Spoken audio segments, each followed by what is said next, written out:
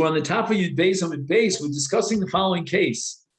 He's got 2 Yerokos, and he harvests one right before Shkias HaChama on the last day of the month of Elul, and he harvests the other one right after Shkias HaChama on the first day of Tishrei in the new year. Each Yerek is related to a different year, and therefore, Ein Tarmin Umasr Mizelzeh, you cannot be mafresh or maser from one onto the other. Each one is a separate year. We cannot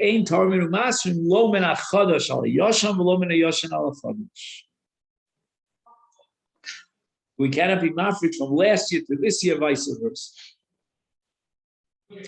Now the Brisa tells us another nafkamina between these 2 Yerokos. One which belongs to last year and one which belongs to the new year this year. Im haisa shnia nichneses l'shlishis. So it was the end of the second year of the Shemitah cycle, in which case Yechayv Maser Rishon and Maser Sheni. And the following day, which is Aleph Tishrei, the third year, Yechayv Maser Rishon and Maser Ani instead of Maser Sheni. Is therefore Rishon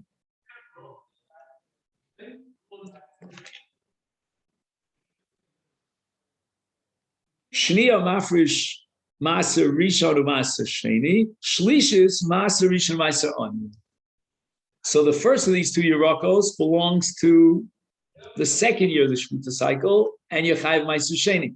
The second Yerek that you cut down after nightfall, going into Aleph Tishrei, that belongs to the third year, and it's Chayev Maser Ani. Now the Gemara doesn't tell us what happens in the case of Bein Hashmashos. We don't know if it's yesterday or tomorrow. And we once had a sugya, I think it was that back on Daf Yud of Rabbi Akiva, who was mafresh 2 different masers.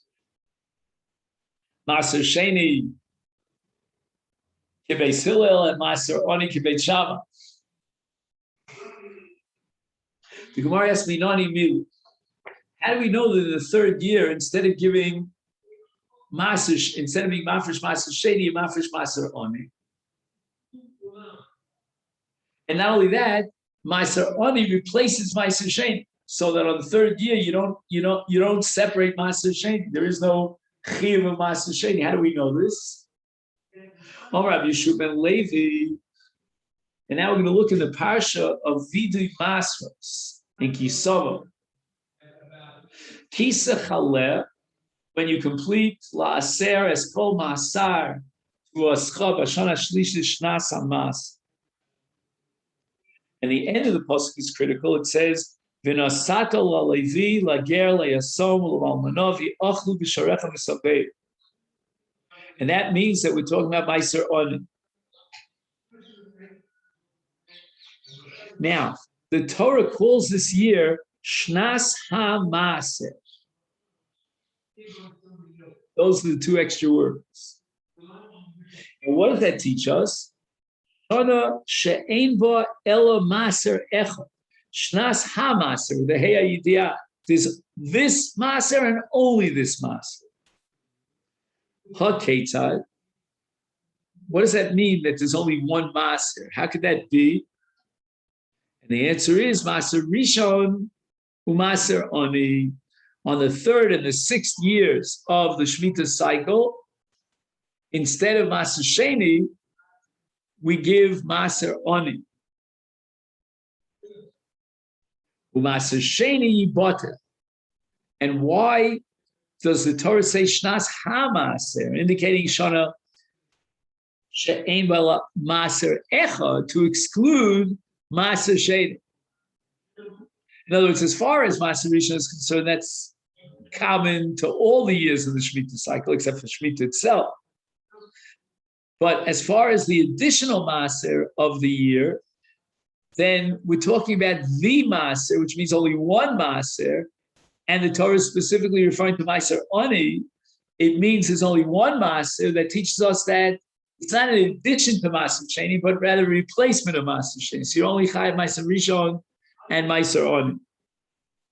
The Gemara asks, so Eino Ella Af Maser Rishon Nami Ibatel.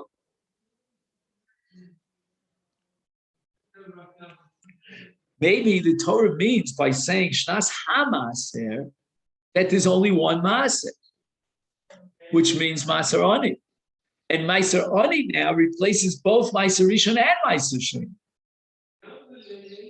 Talmud Lomar, with regard to Matnos Kahuna, the Torah says in Bamidbar Perek Ches, V'el haLeviyim tidaber v'amart alehem ki sikhu me'eis b'nei Yisrael es ha'maser asher nasati lochem mi'itom b'nachaschem.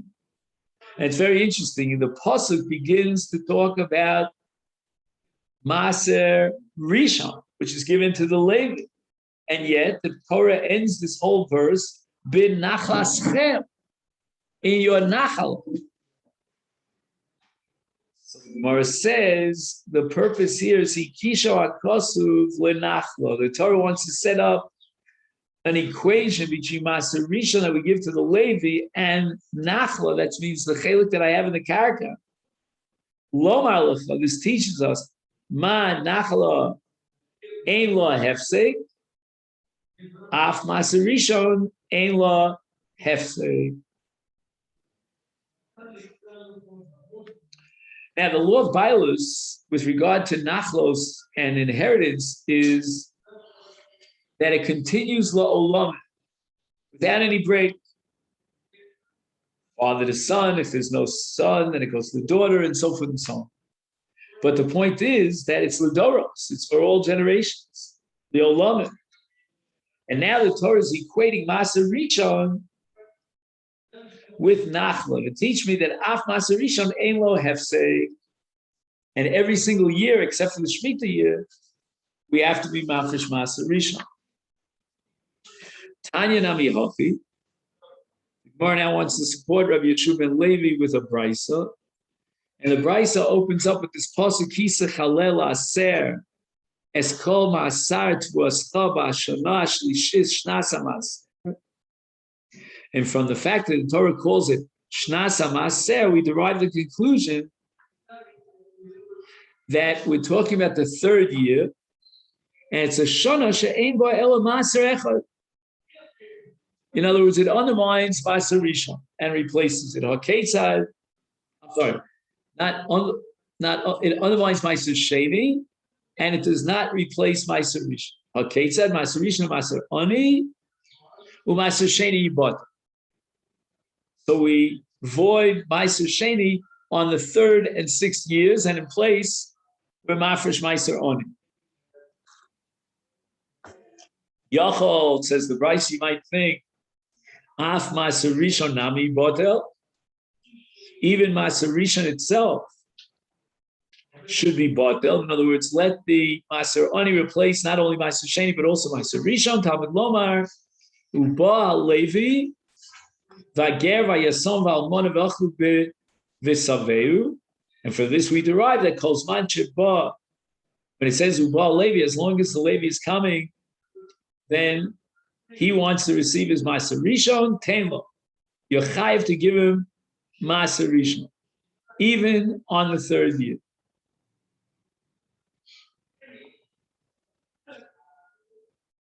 Divrei Rabbi Yoshua. So Maser Rishon applies every single year, straight across the board, including the third and sixth years when we are mafresh Maser on. And that we derive from the pasuk Ba Halev. Rabbi Eliezer ben Yaakov Omer Eino Tzar. I don't need this drasha to establish that Maser Rishon applies even on the third year, the way that Rabbi Yehuda had derived it from a drasha from the pasuk Ba Halevi, etc. I'm going to darshan it and derive the same conclusion from a different pasuk. Areu Omer, with regard to Maser Rishon, the Torah says, "The El Halavim Tidaber V'Amart Alehem Ki Sikhu Me'es Bnei Yisrael Hamase Asher Nasati Lochem Me'itom B'Nachaschem." Yisho Hakosuv, the Torah set up an analogy between Maser Rishon and Nachla. What does this teach me? Ma nachla ein la hefsek, af masa rishon ein lo hefsek. Which means the masa rishon applies even during the third year. And that we derive from the equation of hekesh to nachla.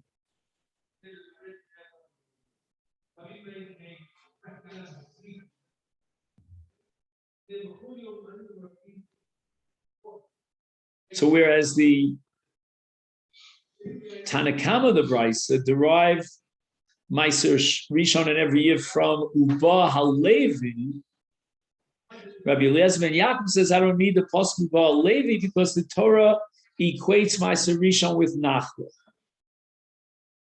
Now the Brisa said Linidarim, that the first of Tishrei is Rosh Hashana for Nidarim. What does that mean? Tana Rabbanan, Hamudar Hanoah Michavero Lishana. If a person takes upon himself an Isa, he prohibits himself through a neder from having any hanoah from his friend for the entire year.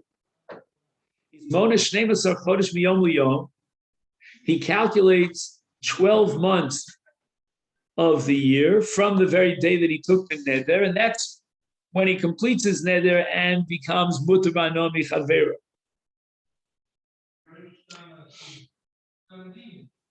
And that's a case where he said lit shana. V'im amar l'shana zu, but if he added the word this year, then what he was saying is that I'm going to be mutar hanoah from you only this year, not after Aleph Tishrei when the new year starts. And therefore, imagine, it's the last day of the year, and he declares, I'm mutar hanoah from you for this year, l'shana zu. Is kevan shegia yom echad b'tishrei, the very next day, also lo shana. It's considered as he had completed his year of neder. And from now on, just simply a day later, he can have hanoah from his friend because the neder already terminated. But if he had said l'shana, then it means a full year of 365 days. And the Gemara explains, we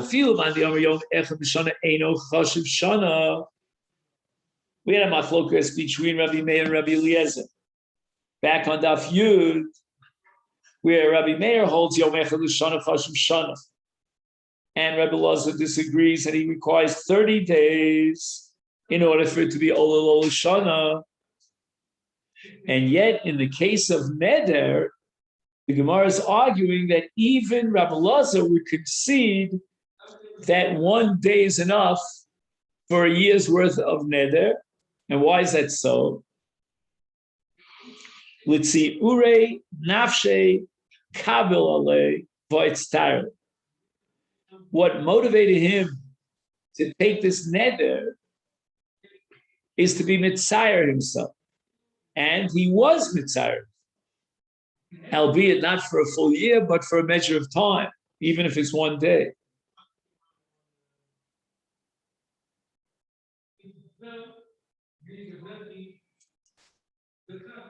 And here we have to add another point. One of the most fundamental principles in the Nedarim is halach achar lashon b'nei adam. Meaning, when we hear the words of a neder, we interpret them not in biblical terms or objective terms, but rather in very subjective terms. It's dependent upon what the noder has in mind. And when a noder says, I want to be mitzayer myself, he'll be very happy with one day's worth of tzar. That fulfills his desire to suffer the misery of mutar hanoah.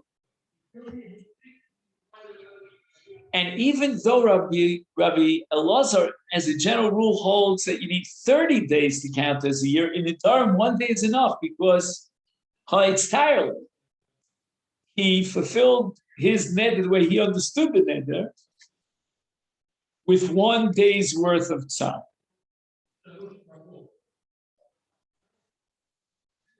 So the Gemara now asks the following question: the Ema and Nisan. How do we know that the year for Nedarim is determined by Aleph Tishrei? Maybe it should be determined by Nisan. And Nisan is also called Rosh Hashana. So since we have this principle that we mentioned earlier, that when people ask them when is the new year, they'll tell you after Aleph Tishrei. And therefore, that's going to be the critical mark for determining a year's worth of ned. Now, we had a brisa earlier about Yerakos. You remember about vegetables. We said that if the lakita, if you harvested the vegetable on 1 year, it belongs to that. If you harvest another vegetable on another year, it belongs to another year. And you cannot be mafresh maser from the yerek of last year to the yerek of this new year. On Hasam, we have a Mishnah in Masechet Masros. Hatilson. Now we're going to find an exception to the rule, and we're going to find the yerek. The criterion for determining which year it belongs to is not going to be the kita, the moment of harvest, but rather it's tilson, which is misha titzmach hatvua, or alternatively zayser misha yaviu shlish.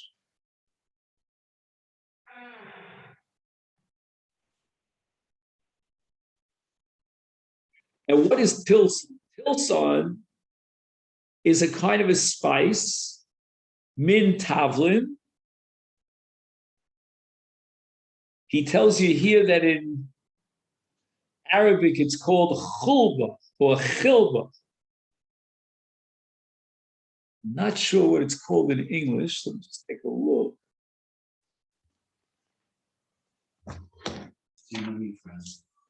Chilba, yeah.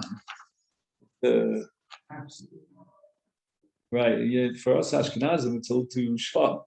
But let's see if he tells you here what chilba is. Oh, he calls it fenugreek. You know what that is? Fenugreek? The type of spice, that much I can tell you. Now it's interesting because Rashi in the Masechet Shabbos identifies it as a legume, not as a spice, but here the Gemara is talking about a spice. Okay, so when is the year of Maser determined with regard to Tilson? And the answer is Misha Titzmach. What does that mean? Misha Titzmach, we'll see in just a minute. However, in conscious Tatvua, Ve'azesim, Misha Yaviu Shlish. So with regard to Tvua, you want to determine the Shnas HaMaser, the determining factor is Hava Shlish, which again, just superficially means 1/3 of its growth. Okay, now, my Misha Titzma. In the case of Tilson, we said it depends on Misha Titzma, not on Hava Shlish. So my Misha Titzma Lizroyim. In other words, this Tilson, you grow it because you want to take the seeds out of it. And once the seeds have matured, and now you can take out the seeds, and that's called Nismalu Hatilson Garinim. Garinim are seeds. The Ein Sarch Yitzbuchu Kol Kachat Shiru Uyos Latzmiach. He doesn't need fully developed Garinim because he's not eating them. Right, he uses it for as a spice, not to eat it as is.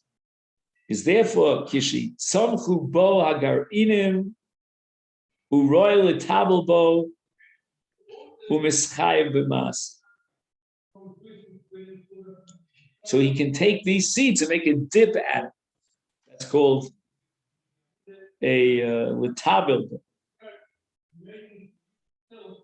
So normally we say that you can have vegetation that's 1/3 of its growth, but it's already considered significantly developed.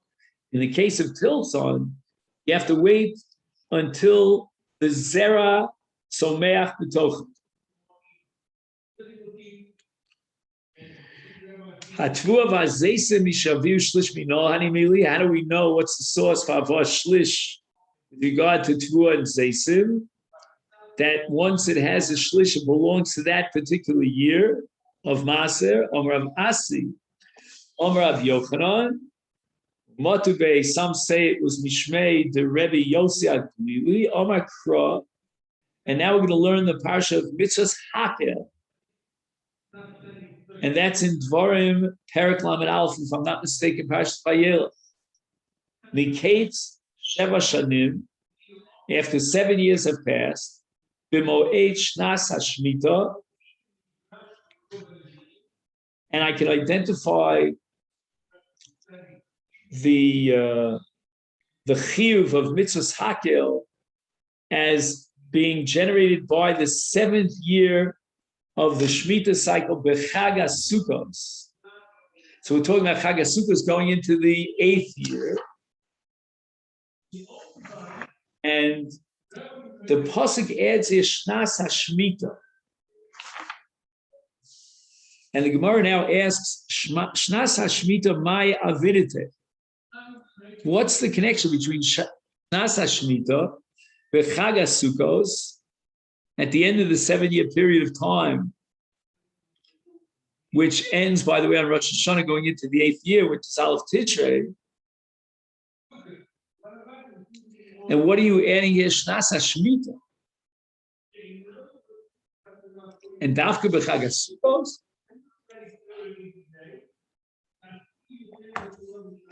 Gemara says, Shminasi, you can't call it Shnas HaShmitah on Sukkot, because on Sukkot you're already into the 8th year. So Shminis and not Shvius. Ella, but rather, Lomar al-Chad, the Torah is trying to teach us that Kol Tvua Shevia Shlish B'Shvius, if the grains already were developed to the point that 1/3 of that growth had been generated in the 7th year, Lifnei Rosh Hashana. So you're not up to the Rosh Hashana, the 8th year, you're still in the 7th year. Atanoig bo minag shvius b'shminis. It won't be fully ripened until the 8th year, and then I'm going to harvest it, but I have to consider it as having been sanctified with the Kedusha Shvius because it already reached Shlish in the 7th year. We'll try to learn just a little bit more. Amalei Rabbi Zerel of Asi. Here we turn to Daf Yud Gimel. How do you know that this pasuk is coming to teach us that Kedusha Shvius and Tvua, once it has reached the state of Havah Shlish, it has already the sanctity and the status of Kedusha Shvius, Bilmalo Ayel Kla. Perhaps the pasuk is talking about Tvua that hasn't even begun its ripening process during Shvius. Uka Amar Achmana Tishamed V'Tezel Ad Chag HaSukkos. The Torah is saying by using the term Shnas HaShmitah B'Chag HaSukkos that the year of Shmitah is Tishamed V'Telech Ad Chag HaSukkos, and it's continued from the 7th year into the 8th year until Sukkot. Has nothing to do with Havot Shlish. And the Torah is telling me that during Shemitah, when you have an Isur Avodas Karka of Charish and Ktsira, that status of the Karka, which generates these Isurim, extends all the way up to Sukkot in the 8th year. So we're talking about Avodas Karka of Charisha and Ktsir. We're no longer talking about Kedusha Shvius, about Neu Kedusha Shvius. And the Gemara now is going to reject this Havamina lo salkid daitach. You cannot entertain that possible interpretation. Tichsiv, because the Torah says regarding Chag HaSukkos, v'chag ha'osif b'tzeis Hashana, v'ospecha es ma'asecha min hasadeh. My osif. How do we interpret the word asif? Chag ha'asif. Elam, if we're going to say Chag ha'Bab is manasifa, that this holiday of Sukkot coincides with the harvest season, when we gather together the Tvuah into the bayis. Impossible. Haksiv, it says in the next part of the pasuk, "Bi aspecha es maasecha min hasadeh."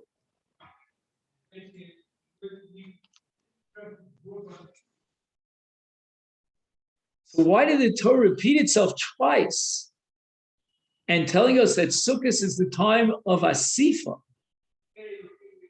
There must be something new that the Torah is teaching me by calling the Chag Chag HaAsif. We already have the Aspecha Es Masecha in the very same pasuk. Ella, my Asif. Why did the Torah call this Chag Sukkot? It called it Asif, Chag HaAsif. Katsir.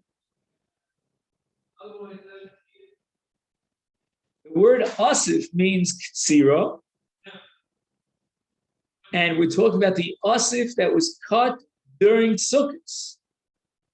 The Kimlu L'Ravanan, and the Chachamim knew, with regard to Tfuah, that if it grows to a shlish, Kol Tfuah Sheniktira B'Chag HaSukkos, Yadua She'ivia Shlish Lifnei Rosh Hashana.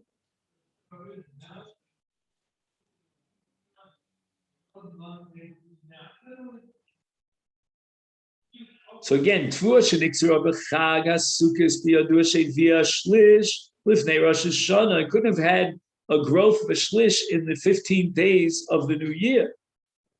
It wouldn't have reached the state of shlish if it wasn't already a shlish before Rosh Hashanah.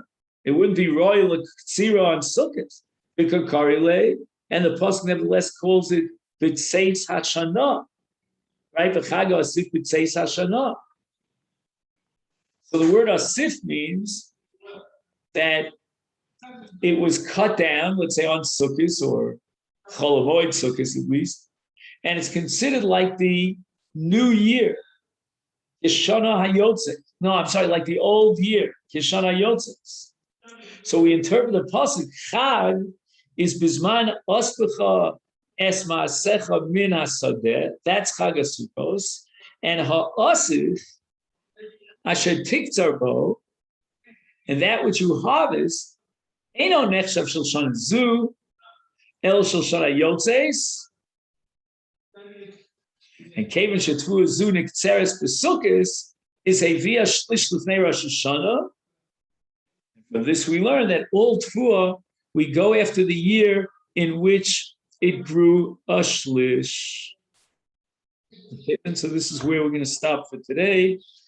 On the top of Daf Yud Gimel of an Aleph, and we're up to Amalei Rabbi Yirmiyah.